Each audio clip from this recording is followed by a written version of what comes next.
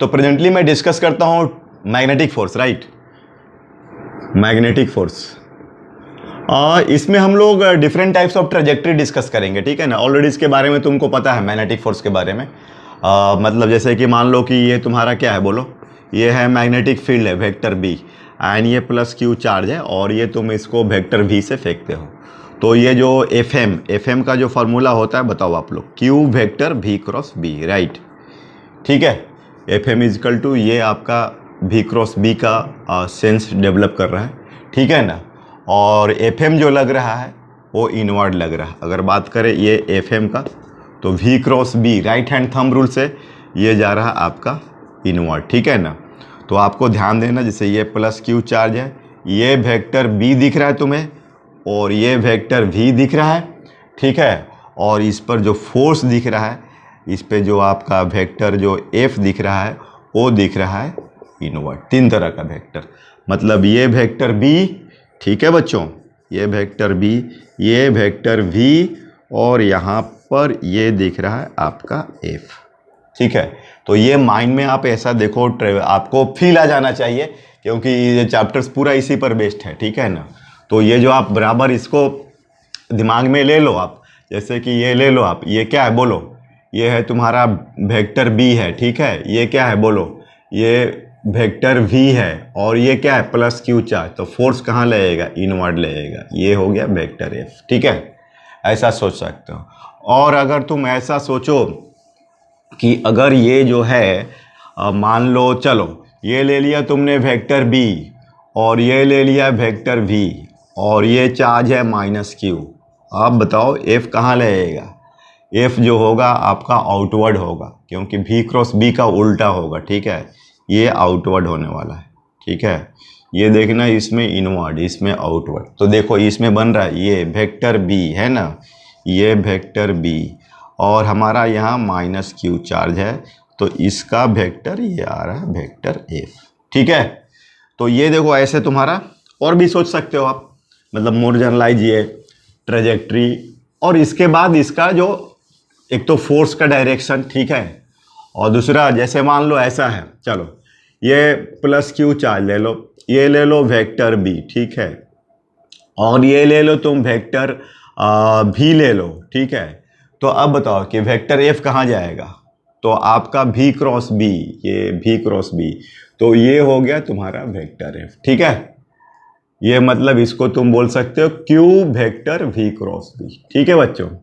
और अगर मान लो ये माइनस क्यू है, और ये वेक्टर बी है, ठीक है, और ये तुम्हारा सॉरी, ये मान लो तुम बच्चों ले लो, इसको ले लो वेक्टर बी, ठीक है, इनवर्ड में, और ये ले लो वेक्टर वी, और ये माइनस क्यू। तो देखो वी क्रॉस बी जो जा रहा है आउटवर्ड, लेकिन यहाँ पर ये होगा minus q v cross B, ठीक है। इसको क्या बोलोगे, वेक्टर एफ, ठीक है। तो ये देखो तुम्हारा मैग्नेटिक फोर्स का आइडिया हो रहा है कि कैसे मैग्नेटिक फोर्स काम कर रहा है, ठीक है ना। और कुछ और भी आइडिया लो, इसके मैग्नीट्यूड के बारे में बताओ। आप लोग मैग्नीट्यूड के बारे में डिस्कशन करो, बोलो कितना होगा। F M is equal to q, F M is equal to क्या होगा, q v B sine theta, right, q v B sine theta. तो इसका मतलब कि अगर if vector v parallel to B है, मान लो ये वेक्टर बी है तुम्हारा, और ये प्लस क्यू चार्ज है, और ये वेक्टर वी है, तो यहाँ पर vector v parallel to B है ना, तो बोलो थीटा क्या होगा, जीरो। तो फोर्स क्या होगा, जीरो, कोई डिफ्लेक्शन नहीं होगा, ठीक है, नो डिफ्लेक्शन। आ रही बस समझ में, नो डिफ्लेक्शन, इसमें कोई भी डिफ्लेक्शन नहीं होने वाला है, नो डिफ्लेक्शन, ठीक है ना। इसमें जो ट्राइजेक्ट्री होगा, ट्राइजेक्ट्री का मतलब पाथ जो होगा, पाथ जो होगा वो स्ट्रेट लाइन होगा। पाथ क्या होगा, स्ट्रेट लाइन होगा, ठीक है, पाथ स्ट्रेट लाइन होगा। उसी तरह से और सोच लो तुम, और भी केस हो सकता है, अगर भी परपेंडिकुलर टू बी हुआ, तो इसमें तुम्हारा फोर्स का वैल्यू क्या होगा, इसमें फोर्स का वैल्यू होगा मैक्सिमम। ये भी आप समझ लो, ठीक है। जैसे अगर भी परपेंडिकुलर हुआ है ना, ये जो होगा आप इसको समझिए, ठीक है। इसमें अगर आपको भी हो रहा है परपेंडिकुलर, मतलब vector v perpendicular to b, बोलो मतलब ऐसा, ये प्लस क्यू चार्ज है और ये वेक्टर v है और ये वेक्टर b है, ठीक है। तो ये परपेंडिकुलर एंगल कितना हो गया, b और v के, तो F M is equal to क्या होगा, क्यू भी बी साइन 90। तो ये एफ एम का जो वैल्यू हो रहा है, क्यू भी बी हो रहा है, ये तुम्हारा मैक्सिमम फोर्स हो रहा है। क्या हो रहा है, मैक्सिमम फोर्स हो रहा है, ठीक है बच्चों, ये ध्यान देना है। जैसे ये मान लो वेक्टर बी है, ठीक है, और ये तुम्हारा वेक्टर बी है और ये है वेक्टर वी, तो वी और प्लस क्यू चार्ज है, तो ये तुम्हारा एफ एम होगा और ये क्यू भी बी के बराबर होगा, ठीक है ना। एफ एम जो होगा क्यू भी क्रॉस बी, मतलब ये टुवर्ड्स द सेंटर होगा, ठीक है ना। ये टुवर्ड्स द सेंटर मतलब ये देखना भी का परपेंडिकुलर है, ठीक है। ये जो हो रहा है ये टुवर्ड्स सेंटर होगा, टुवर्ड्स सेंटर, राइट।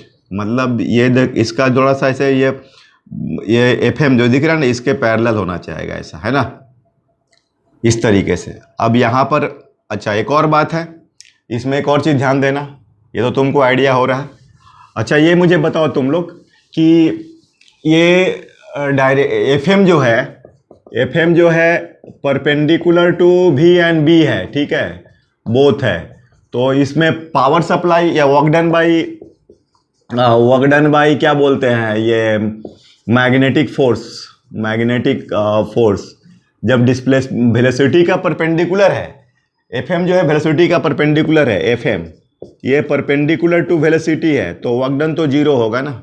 मतलब मैग्नेटिक फील्ड में आपका v कांस्टेंट रहेगा, मैग्नेटिक फील्ड के अंदर v कांस्टेंट रहेगा, ओनली डिफ्लेक्शन होगा, राइट। क्या होगा, ओनली डिफ्लेक्शन, ठीक है बच्चों, ये ध्यान देना है, ओनली डिफ्लेक्शन होगा, सिर्फ वो डेविएट करेगा, ठीक है। जैसे भी बताया था ना इसमें, जैसे ये देखो ये तुम्हारा मैग्नेटिक फील्ड है और ये बोलो प्लस क्यू चार्ज है और तुमने ये वेक्टर v, तो ये तो तुम्हारा v क्रॉस b ये हुआ ना, v क्रॉस b ये हुआ और इसमें q लगा दो तो ये फोर्स हुआ, तो इसका मतलब ये, तो ये तुम्हारा डायरेक्शन क्या हो गया, एफ एम जो होगा, अब ये मतलब क्यू भी बी हो गया अगर मैग्नीट्यूड देखे तो ये मैक्सिमम हो गया और ये किधर हो गया बोलो, टुवर्ड्स द सेंटर, किधर हो गया, ये हो गया तुम्हारा टुवर्ड्स सेंटर, ठीक है। ये बात ध्यान देना है और देना है कि ये वर्क डन, देखना वर्क डन जीरो होता है, इसमें v कांस्टेंट होगा। पावर भी अगर देखोगे ना, पावर इज इक्वल टू क्या होता है, एफ डॉट वी, तो ये भी तुम्हारा देखना एफ और v के बीच का एंगल कितना होता है, 90 डिग्री। फील करो, देखो ये v और ये एफ है तुम्हारा, तो एफ वी बोलो ये कॉस 90 डिग्री हो गया, तो ये तुम्हारा क्या हो जाएगा, जीरो होगा, ठीक है। तो इस तरह से हम लोग इसमें different types of trajectory discuss कर रहे हैं। और भी मान लो कि जैसे कि वेलोसिटी परपेंडिकुलर और पैरेलल अगर दोनों हो तब क्या होगा बोलो, अगर तुमको वेलोसिटी जो है, बताओ वेलोसिटी अगर वेक्टर v पैरेलल भी है और तुम्हारा परपेंडिकुलर भी है, ठीक है, b का, तब क्या होने वाला है। जैसे कि मान लो कि सपोज डैट कि तुमको एक मैग्नेटिक फील्ड दिया हुआ, जैसे ये देखो, ये मान लो तुम्हारा मैग्नेटिक फील्ड है, ठीक है, ये b टेस्ला हो गया और ये प्लस क्यू चार्ज है। चलो ये कंपोनेंट एक v1 ले लो और ये ले लो v2 कंपोनेंट ले लो, दो कंपोनेंट है, ठीक है। इसमें वेलोसिटी में दो कंपोनेंट आ रहा है, ठीक है। तो इसमें बताओ अब तुम कैसे एनालाइज करोगे, इसका कैसा पाथ होगा बताओ। इसमें velocity vector has two components, right, two components. तो अब मुझे बताओ कि इसमें तुम्हारा कैसे डिस्कशन करोगे। तो देखो इसमें इसके चलते तो पैरेलल है, तो बोलो फोर्स क्या होगा, जीरो। और इसमें देखना ये v है और b है, तो ये तो v क्रॉस b, तो इसका मतलब कि ये जो फोर्स आ रहा है, देखना आउटवर्ड आ रहा है, v cross b, charge positive है, तो ये जो फोर्स आ रहा है ना बच्चों, आउटवर्ड आ रहा है, तो ये थोड़ा ऐसे ट्रेजेक्टरी आएगा, ठीक है ना, इसे बोर्ड से बाहर आने की कोशिश करेगा। ये जो होगा टुवर्ड्स द सेंटर है बेटा, ये है तुम्हारा, बोलो ये है टुवर्ड्स सेंटर, राइट, ये ऐसा, ठीक है ना, ऐसा करके ऐसा, और ये पाथ क्या होगा, हेलिक्स हो जाएगा। और मैं इसका डिटेल्स में डिस्कस करूंगा, ऐसे मैं बस कंपेयर कर रहा हूँ, ऐसे बहुत सारे ट्रेजेक्टरी का। अभी क्या है कि आप डिफरेंट केस में ट्रेजेक्टरी कंपेयर करते हैं। जैसे कि आपका प्रोजेक्टाइल मोशन में 3 तरह का ट्रेजेक्ट्री मिलता है आपका, इस तरह का ट्रेजेक्ट्री मिलता है, फिर ऐसा ट्रेजेक्ट्री मिलता है, फिर हम लोग रेस्ट्रिक्टेड करते हैं प्रोजेक्टाइल मोशन को इंक्लाइन प्लेन से, तो इस तरह से इसमें रेस्ट्रिक्टेड मैग्नेटिक फील्ड, ये सब थोड़ा डिस्कशन करने वाले हैं, ठीक है। कुछ प्रॉब्लम भी करेंगे हम लोग, है ना, तो इससे हमें आइडिया मिलेगा कि एक्चुअली हो क्या रहा है, ठीक है बच्चों। अब ये देखना, जैसे कि एक दो प्रॉब्लम किया जाए क्या। अच्छा ये मुझे बताओ तुम लोग कि जैसे अगर मान लो ये तुम्हारा मैग्नेटिक फील्ड है, ऐसा कुछ है इस तरीके से, और देखना ये मैग्नेटिक फील्ड है। अब इसमें तुम अगर कोई प्लस क्यू चार्ज पार्टिकल को ऐसे फेंक रहे हो, ठीक है, तो देखना इसमें V क्रॉस B, तो फोर्स इधर लगेगा FM, तो ये टुवर्ड्स द सेंटर होगा, ठीक है ना। अब ये कुछ ऐसा मुड़ने लगेगा और फिर इधर से निकल जाएगा ऐसा, ठीक है, इधर FM लगेगा, ध्यान देना तुम लोग, तो इधर कोई सेंटर बनेगा। चलो एक मैं प्रॉब्लम डिस्कस करता हूँ तो तुम्हें आइडिया होगा। जैसे कि अपना प्रॉब्लम जो होगा ना, इसी ये जो मैंने अभी डायग्राम दिया है ना, इसी पर बेस्ड प्रॉब्लम है, इसमें टाइम पीरियड वगैरह ये सब। जैसे ये देखो केस है, प्लस क्यू चार्ज है और ये मान लो t इज इक्वल टू 0, तो ये देखना t, और ये मान लो कोई एंगल थीटा दिया हुआ, ठीक है, तो ये देखो तुम्हारा क्या होगा 90 माइनस थीटा, तो ये देखो थीटा हो गया, ये भी तुम्हारा थीटा हो गया, ठीक है। और ये ध्यान देना, ये सब कुछ क्वेश्चन 90 माइनस थीटा तो पूछता है, ये तो एंट्री एंगल हो गया, ये एंट्री एंगल हो गया, और ये तुम्हारा एग्जिट एंगल पूछेगा, तो एग्जिट एंगल बोलो कितना हो गया, एग्जिट एंगल भी तुम्हारा कितना हो जाएगा थीटा प्लस क्यू चार्ज में। तो ये देखना, अब ये अगर मान लो ये तो एक सेंटर पर जो एंगल होगा ये वाला 180 सेंट्रल एंगल, ठीक है, सेंटर ये C है, तो सेंटर एंगल बोलो कितना होगा, ये तुम्हारा हो जाएगा 180 माइनस 2 थीटा। तो ये सभी क्वेश्चन पूछते हैं कि ये जो ट्रेजेक्ट्री बनेगा वो कितना एंगल बनाएगा, ठीक है, 180 माइनस 2 थीटा या अगर पाई माइनस 2 थीटा, ठीक है। तो टोटल अब टाइम पीरियड निकालना है, तो टाइम पीरियड तो तुम लोग को पता है 2 pi m by Q B होता है, ये वेलोसिटी का इंडिपेंडेंट होता है पूरा फुल सर्कल में। अगर पूरा फुल सर्कल में देंगे तो देखना ये 2 पाई अगर कवर करता है तो 2 पाई, ये चलो ना मैं इसको t बोलता हूँ, तो ये t हो गया, तो 1 में कितना हो गया t अपॉन 2 पाई, ठीक है, ये 1 में अगर देखो तो t अपॉन 2 पाई, एंड ये 2 पाई माइनस सॉरी पाई माइनस 2 थीटा ना, तो ये पाई माइनस, क्योंकि ये एंगल कितना आपका पाई माइनस 2 थीटा सबटेंड कर रहा है ना, ये थीटा है, थीटा यस, तो पाई माइनस 2 थीटा के लिए t upon 2 pi pi minus 2 theta, right. तो ये तुम्हारा मतलब कि आंसर वाइज देखें तो t के बदले क्या लिखेंगे 2 pi m by Q B into 2 pi pi minus 2 theta, तो ये 2 पाई गया, तो m by Q B pi minus 2 theta, ठीक है, ये तुम्हारा आंसर होने वाला है। और भी इसमें ये तो टाइम पीरियड हो गया, मान लो इसको तुम E बोलते हो, इसको F बोलते हो, तो ये EF कितना होगा, तो देखो अगर ये R है, R का जो फॉर्मूला होगा वो होगा mv by Q B, right, mv by Q B. ये मैं इसको डिस्कस करूंगा अभी, जस्ट ये देखना, ये मैं बता दे रहा हूँ तुम लोग को कि R इज इक्वल टू, ये तो समझ में आ गया होगा, ठीक है। तो ये बताओ तुम लोग R is equal to mv by Q B ये कैसे आया, ये सोच पा रहे हो। ये कब होता है, जब आप तुम इसको, जैसे ये मैग्नेटिक फील्ड हुआ और ये तुम इसको वेक्टर भी 90 डिग्री पर प्रोजेक्ट कर रहे हो, और ये मैग्नेटिक फील्ड हर जगह अवेलेबल है, ठीक है, ये मैग्नेटिक फील्ड अवेलेबल है, और ये मान लो तुम ये प्लस क्यू चार्ज लेते हो, तो FM कहाँ लगेगा, तो FM तो हो गया टुवर्ड्स द सेंटर हो गया ना, ये टुवर्ड्स सेंटर हो गया डियर स्टूडेंट्स। तो इस तरह से ये आपको ये जो वेलोसिटी है ये फोल्ड हो जाएगा, टर्न लेगा, ठीक है ना, क्योंकि ये अब ये देखने फोर्स लग रहा है, फिर इसमें तो वेलोसिटी यहाँ पर आ गया, फिर यहाँ पर FM काम करेगा, ऐसे ये हर जगह इस तरह का बनेगा प्रोफाइल। तो बोलो अब ये रेडियस बताओ तुम लोग, मास है तुम्हारा m है, चार्ज है q, तो ये FM है तुम्हारा, ये तो 90 डिग्री हो गया क्योंकि ये 90 डिग्री पर तुमने फेंका है, तो FM ये क्या होगा तुम्हारा QVB, तो mv स्क्वायर बाई r, तो ये v कैंसिल हुआ, तो r is equal to mv by QB हो गया, r इज इक्वल टू या तो p बाई QB हो गया, या r is equal to p by QB, या तो r is equal to under root 2m k हो गया काइनेटिक एनर्जी, ये डिफरेंट डिफरेंट पैरामीटर्स में ऐसा। तो देखो रेडियस का हो गया। अब वो उस क्वेश्चन में तुमको अगर EF तो बताओ, ये तो तुम्हारा R है ना, रेडियस है, ये देखना। तो अब बताओ मुझे रेडियस EF कितना होगा, थीटा के टर्म में बताना है तुम्हें। तो देखना ये R है, ये थीटा है, तो ये वाला तो R cos थीटा होगा। तो बोलो EF इजकल टू क्या होगा, R 2R cos theta. EF is equal to ये होगा तुम्हारा 2R cos थीटा। ठीक है स्टूडेंट, तो ये तुम्हें आइडिया हो रहा है। तो इस तरह से अब इसमें, अच्छा ये बताओ मुझे, अगर तुम ये नेगेटिव चार्ज फेंकते हो, अगर इसमें ये तुम्हारा मैग्नेटिक फील्ड है, ठीक है, ये जो है मैग्नेटिक फील्ड है, तो नेगेटिव चार्ज में ट्रेजेक्ट्री बता पाओगे क्या तुम लोग? जैसे ये मैग्नेटिक फील्ड है, ये मैग्नेटिक फील्ड है, ठीक है, ये मैग्नेटिक फील्ड है, और क्या है कि अब ये नेगेटिव चार्ज फेंक रहे हो ऐसा, ये वेक्टर V से, और ये -Q। तो देखो ये तो तुम्हारा, अब ये देखना, अगर मैं बात करूं, ये है, ये वेक्टर V है, तो V क्रॉस B, ये V क्रॉस B तो इधर जा रहा है, ये अगर प्लस ले तो इधर हो जाएगा। तो ये देखना, ये आपका इधर होगा, ठीक है।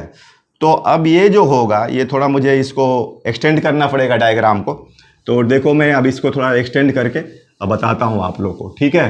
तो देखना इसका जो डायग्राम होगा ना, थोड़ा सा मैं आपको एक्सटेंड करके, बोलो इंटरेस्ट रखते हो क्या आप लोग?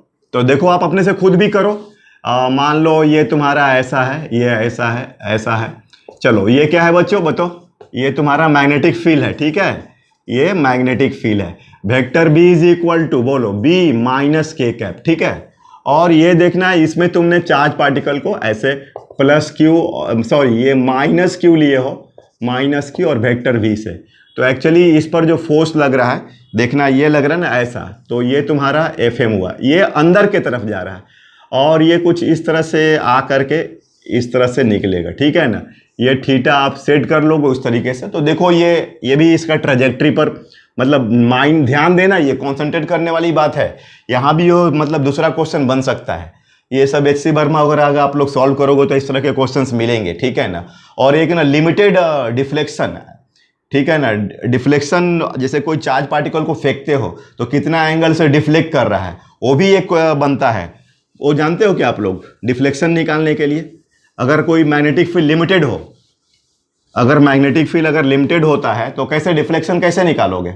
जैसे मान लो कि तुम्हारा ये मैग्नेटिक फील्ड है, ठीक है, ये मैग्नेटिक फील्ड है, चलो ये ले लो आप मैग्नेटिक फील्ड, और ये मान लो इसकी विड्थ आप ले लो D ले लो, ये ले लो आप D क्या है आपका, width of the magnetic field. D जो हो गया तुम्हारा, ये हो गया बच्चों width of magnetic field, width of vector B, इसी में एकदम यहीं तक लिमिटेड है, ठीक है, बाहर में फील्ड नहीं है।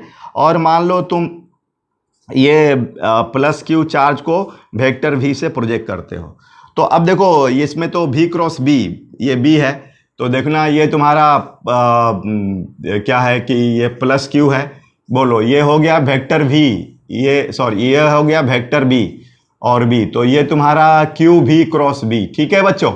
तो ये हो गया तुम्हारा फोर्स, क्या हो गया, ये हो गया फोर्स, ठीक है। तो देखो फोर्स इधर लग रहा है, तो ये लग रहा है फोर्स, और तुमको पता है टुवर्ड्स द सेंटर, इधर कहीं पर सेंटर होगा। तो ऐसे जा करके अब ये अगर पूरा इसको मैग्नेटिक फील्ड मिलता तो ये टर्न हो सकता था, कुछ ऐसा मान लो इसको आप कुछ इस तरीके से, हाँ स्पीड तो वही रहेगा, ये आपका V होगा, और ये हो गया थीटा। ये देखना ये एक्स एक्सिस है और ये वाई एक्सिस, अभी ये 0,0, यहाँ पर तुम्हारा वेलोसिटी वेक्टर बिल्कुल क्या है, ये वेलोसिटी वेक्टर एक्स एक्सिस के, यहाँ पर एक्स एक्सिस से पैरेलल है, लेकिन यहाँ पर तो थीटा तुमको निकालना है। तो कैसे निकालोगे भाई थीटा, ये थीटा निकालने का आइडिया लग रहा है क्या, यहाँ टाइम 0 है। अच्छा ये एक चीज़ मुझे बताओ कि अगर ये देखना, ये तुम्हारा इनिशियल एंगल कितना है, वेक्टर V और B के बीच का एंगल कितना है, 90 डिग्री, ठीक है ना। ये B और B इसके बीच का एंगल क्या है, 90 डिग्री।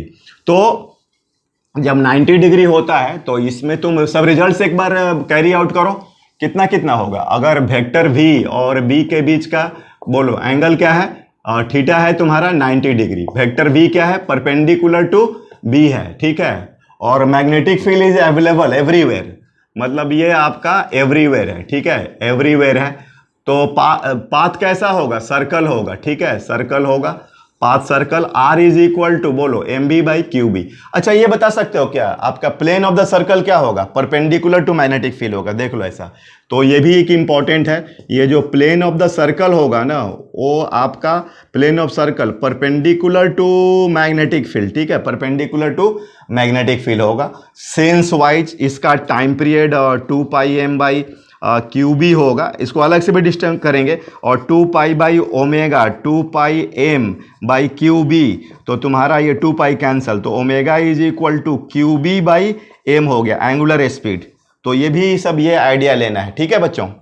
अब ये देखो, ये सेंटर हो गया, इसको ज्वाइन कर दो, ये तुम्हारा आर हो गया। अब ये थीटा है, ये थीटा है, ये 90 माइनस थीटा, तो ये थीटा हो गया। मान लो ये डी है और ये है, तो देखो sine theta is equal to क्या हो जाएगा? अब बताओ, ये तो ज्योमेट्री लगा सकते हो क्या? तुमको क्या निकालना? थीटा क्या है? एंगल ऑफ डेविएशन है ना। थीटा तुम्हारा क्या हो गया? ये हो गया एंगल ऑफ डेविएशन हो गया। तो बोलो sine theta is equal to D by R, sine theta is equal to D by R, ठीक है, और R is equal to M B by Q B. इस पर भी प्रॉब्लम्स बनते हैं, डिफरेंट सिचुएशंस। अब ये थीटा का वैल्यू देखना, अब जनरलाइज सोचो तो थीटा का वैल्यू 30 डिग्री हो सकता है, 60 डिग्री हो सकता है, 90 डिग्री हो सकता है, 180 डिग्री हो सकता है। अब ये theta 30 degree, 60 degree, 90 degree, 180 degree, ये सब तुम्हारा माइंड चलना चाहिए, पेन चलना चाहिए कि ये कैसे पॉसिबल है। 60 डिग्री होगा तो पाथ कैसा दिखेगा, 90 डिग्री होगा तो पाथ कैसा दिखेगा, तो ये सब समझना है बच्चों। तो ये देखना, इसमें ये आपका एंगल ऑफ डिफ्लेक्शन। अच्छा ये एक और बात है, इसके टी के टर्म में कैसा होगा? ये थीटा, यहाँ पर टी है, मतलब टी क्या है? Time in the magnetic field. तो अब मुझे तुम लोग बताओ कि टी के टर्म में कैसे बताओगे, ठीक है। तो टी के टर्म में तुमको ये बताओ मुझे आप लोग कि कितना होगा। तो थीटा इज इक्वल टू होगा ओमेगा टी, तो theta is equal to 2 pi, कितना आया था? 2 pi M omega, omega is equal to T is equal to 2 pi M by Q B ना, तो 2 pi by omega 2 pi M by Q B, right. तो आपका 2 pi गया, तो omega is equal to Q B by M, right. तो ये तुम्हारा होगा बच्चों Q B by M into T हो जाएगा। तो ये भी तुम्हारा हो सकता है। कोऑर्डिनेट्स भी पूछ सकता है, यहाँ 0 0 है, तो ये सब तुम एक बार खुद का इसमें एनालिसिस करो। मतलब मान, अच्छा बताओ कोऑर्डिनेट बताओ आप लोग कैसे करोगे? कोऑर्डिनेट में कितना होगा थीटा के टर्म में? तो देखो ये समझो, आपको कितना है, ये 0 0 है ना, यहाँ से तुम फेंके हो, ये 0,0 है, तो ये तो r हो गया, तो ये तुम्हारा कितना हो गया? r cos थीटा हो गया। तो ये वाला कितना हो गया? ये तुम्हारा, तो इसका कोऑर्डिनेट होगा, और ये हो गया r sin थीटा। तो ये पॉइंट यहाँ, इस एग्जिट पॉइंट का, एग्जिट पॉइंट में जो तुम्हारा होगा उसका कोऑर्डिनेट होगा, ये वाला तो r sin थीटा हुआ ना, तो r sin थीटा कॉमा, और ये तुम्हारा नीचे से ये तो r cos थीटा, तो r1 minus cos theta, right. ये कोऑर्डिनेट हो गया, ठीक है बच्चों। तो आई होप कि आप समझ रहे हैं, और भी हम लोग इसमें काफ़ी प्रॉब्लम्स अभी हैं, नेक्स्ट लेक्चर में मैं आपको डिस्कस करूंगा। Okay, thank you.